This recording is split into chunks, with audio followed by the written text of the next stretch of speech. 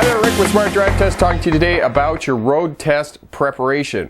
One of the competencies that you have to demonstrate is space management. Underpinning space management is following distance. Many students are somewhat confused or not quite clear on what following distance is or why we measure in time. So today we're going to talk to you about following distance and how to determine that and why it's determined in time as opposed to distance, and we'll get you ready for your road test. We'll be right back with that.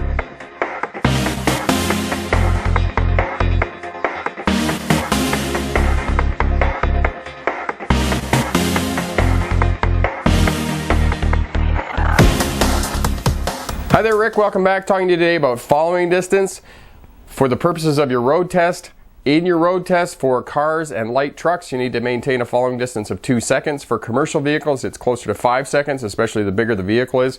Obviously, if you're in an ambulance, it's going to be 3 to 4 seconds, or a small bus. The size of the vehicle determines the following distance, and as the vehicle gets bigger, the greater the following distance. The way that we measure following distance is by time. So we're following another vehicle. We look for a fixed object along the roadway. When that vehicle in front of us passes that fixed object, we begin to count. 1 crocodile, 2 crocodiles. When we go past the same fixed object, that's when we stop counting. Whatever we got to, 2 crocodiles, 3 crocodiles, 4 crocodiles, or 5 crocodiles, that is the amount of distance that you are following the other vehicle in front of you. The reason that we measure in time as opposed to distance, saying you're following another vehicle at 3 car lengths, is kind of like saying, well, how long is a piece of string? We don't really know.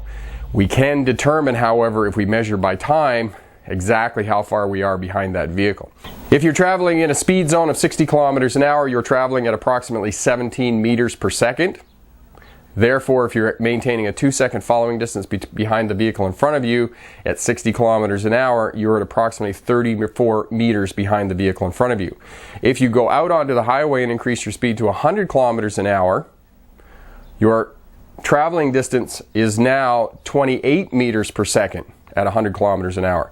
So at a 2-second following distance, your following distance is now 56 meters as opposed to 34 meters that you were doing at 60 kilometers an hour. So what you can see is as the speed increases, so does the distance between the vehicles. This is now why we use time, because the distance between the vehicles expands and contracts with increasing speeds.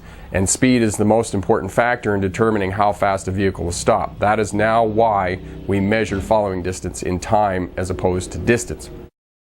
In conclusion, for the purposes of a road test, you have to have space management. Underpinning space management is following distance, because the space in front of your vehicle is the one space around your vehicle that you can always control.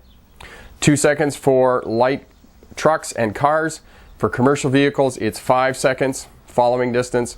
The one old rule that's still on the books, commercial vehicles following outside of an urban area can follow at 200 feet. They still haven't taken that off the books, but it's still in the manuals if you look hard enough. I'm Rick with Smart Drive Test. Thanks very much for watching. Good luck on your road test. If you like the channel, subscribe below. Over there's a button. Hit that one. Hit that like button. And remember, pick the best answer, not necessarily the right answer. Have a great day. Bye now.